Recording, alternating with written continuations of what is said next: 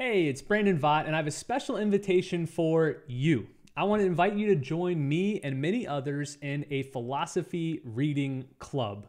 Now, what is this and how does it work? Well, a friend of mine, Matt Nelson, invited me to join him in reading through a series of books called The History of Philosophy by Frederick Copleston. I'm holding volume 1 here right now.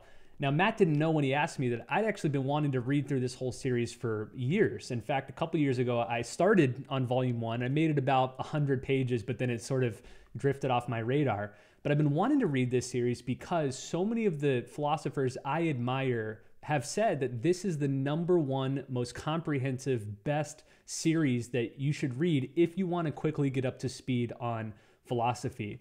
It's written by Frederick Copleston, who was a Catholic priest who was also a Thomist, meaning he's a specialist in the philosophy of Thomas Aquinas. So even though he tries to stay fairly objective throughout the series, you know you're learning about philosophy from a trusted source. So Matt and I were originally just going to read through this series together, but then we thought, why not invite other people to join us as well? So that's what this philosophy reading club is all about, and here's how it works. We're going to read through all 11 volumes, that's right, 11 volumes of Frederick Copleston's History of Philosophy, but we're going to do it slowly and carefully, so we're not going to rush through this thing. We're thinking that we're going to knock out roughly 1 volume every 3 months. So take each of these volumes, which are about 400 or 500 pages, split them into 3, and that's what we're going to cover each month. That's about 150 pages.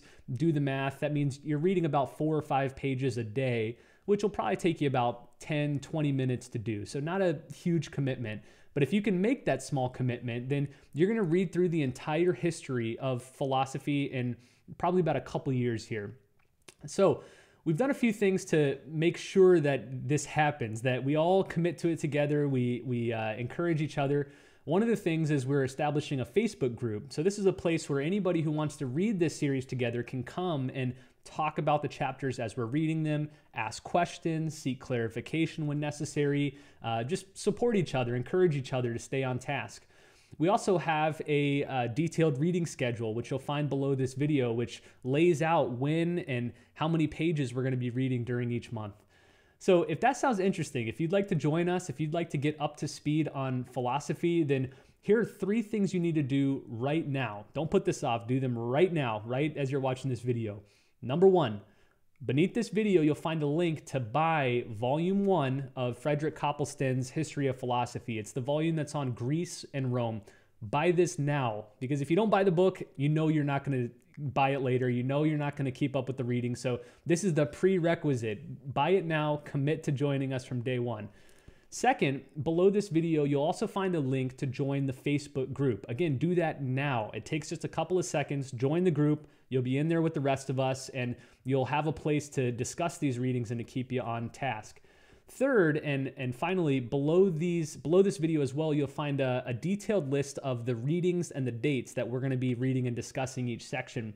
You'll also find a printable PDF. So maybe print that PDF out and use it as a bookmark inside your book. That way, wherever you go, wherever you have your book, you'll know the readings that you're supposed to be following during this particular month. So do those things right away. Number 1, get the book. Number 2, join the Facebook group. Number 3, print out the reading list, and you'll set yourself up for success.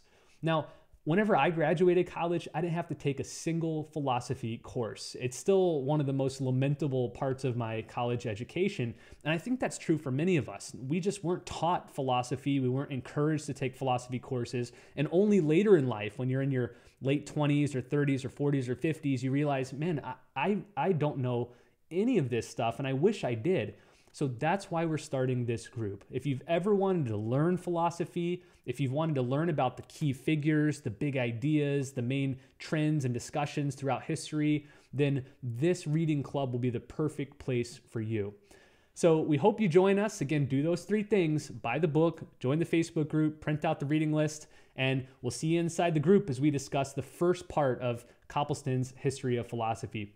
One final word: if you're watching this video maybe a few months down the line after we've already started the group, you're still welcome to join in. From what I understand, the way Copleston wrote this book is that the series, even though some of it's cumulative, you can jump in at any point and learn about the main trends and ideas and figures, even if you haven't read the previous volume. So don't feel like you missed the boat. Just find out whatever section or reading we're focusing on now and start there. We'd still love to have you. So thanks again, and we'll see you on the inside of the Facebook group. Good luck reading.